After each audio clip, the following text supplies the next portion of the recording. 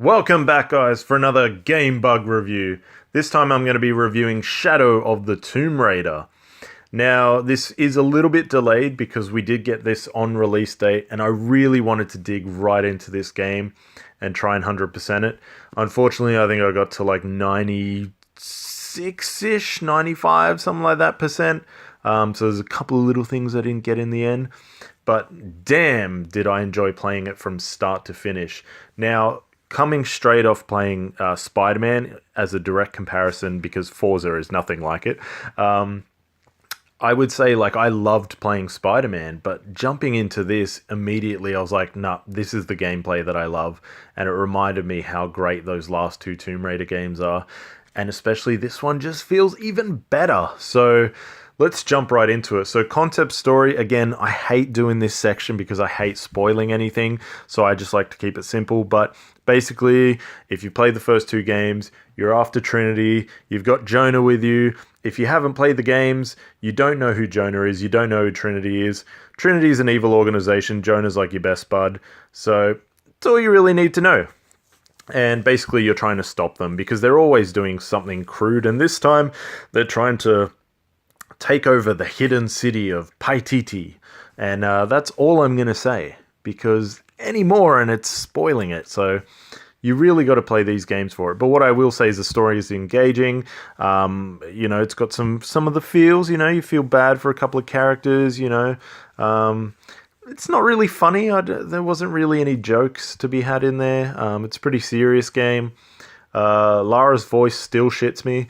I don't know. I don't know if it's bad acting or I just don't like it. But all the other females in the game, I quite enjoyed their voice acting. I like Jonah, I like all the other characters, but just her, I just can't do it. I don't know why.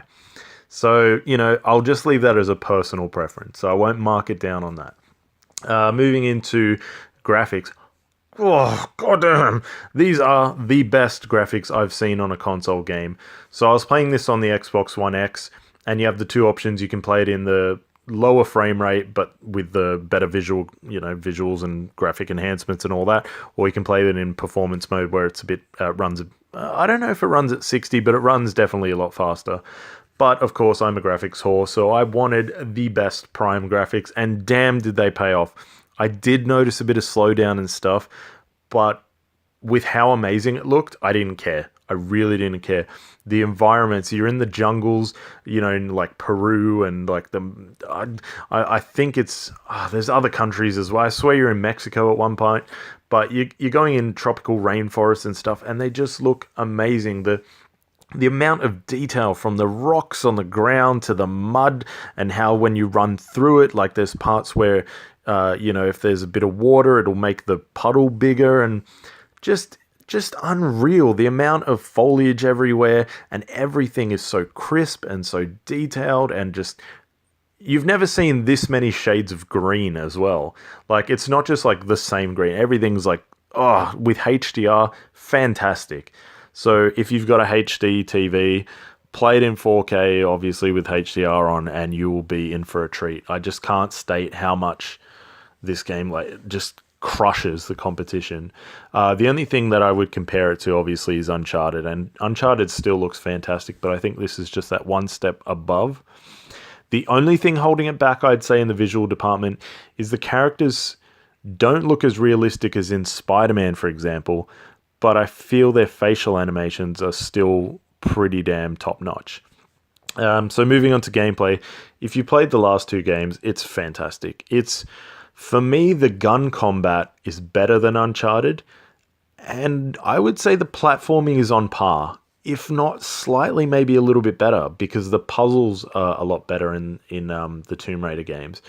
And so you've got your main story missions, which you can follow the linear path, but then you've got these little open world environments. They're just tiny condensed one, but there is thousands of collectibles to find, things to upgrade. your skill points, things to, help you find like ammo or things that you need for crafting. So there's a heavy emphasis on crafting, whether it's different arrows and stuff for your bow and arrow, or whether it's trying to unlock these new, I think they're called vestige outfits, which is like ancient outfits that you find that give you perks. There's a big heavy influence on that, and you can go to a little trader and buy some stuff off them, sell stuff, so it's really good in that sort of sense. You can upgrade your weapons as well, so you don't necessarily level up. For example, it won't say like Lara is level 30 or whatever, but every time you hit the experience barrier, you'll get a skill point. And obviously at the start, things are 1 skill point, then 2, then 3. So the more and more you get, the more skills you unlock. So yeah, gameplay is just a great blend between platforming and shooting. And I would say the platforming is more emphasized in this one. I felt like there was a lot more shooting in the last game. This one doesn't have you running around like a crazy person thinking, what the hell do I do next? Like I felt that Rise of the Tomb Raider sort of did a bit. So I feel like this one is a bit more streamlined in a very, very good way. Just the action keeps flowing from start to finish. And I would say that the amount of challenge tombs and crypts that you can find off the beaten path, there's enough of them to keep you really engaged, and I love doing them. They're amazing. All the puzzles are very different from each other. Just fantastic gameplay all around. So you can obviously tell I'm giving it a 5 out of 5 for gameplay. So moving on to sound, I would say the voice acting is a step below Spider-Man, but it's still very well done. Again, I don't know if it's just my personal taste about Lara's voice, or if I don't know. Is she bad? Someone else let me know in the comments, because I'm not sure if it's just me or if everyone thinks she sucks. But just something about her voice just draws me out of the experience. But other than her, everyone else sounds great. Some of the NPCs, not so much. But who cares about that? The main NPCs, the main characters you're talking to, great dialogue all around. So let's go on to our last section, so the awesomeness section. And I think the awesomeness section comes down to the fact that there's all these extra things you can do. So you think that you've tackled an area and you've found all the collectibles. Then there'll just be those little few that you find off the beaten path and that unlock later on in the level. So you might tackle a little mini map and you think you've gotten everything, and then 4 or 5 hours later, you've unlocked something back in an old area and you're like, oh my God, I didn't know I could go there.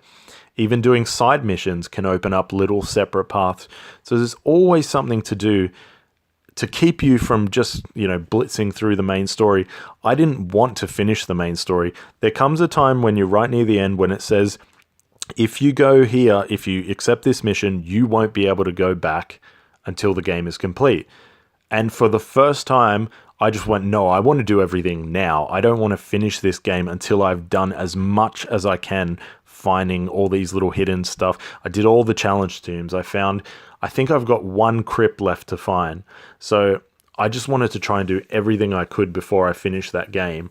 And then, of course, you can do New Game Plus, but I was like, nope, want to go continue, want to just try and get everything I can before hitting that New Game Plus.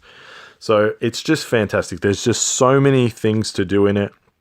Tight controls in combat. There is a slight few circumstances where you're trying to jump and grab onto a ledge and she just doesn't react and doesn't grab it, or she might go like a centimeter off where you were supposed to grab and she just won't get it.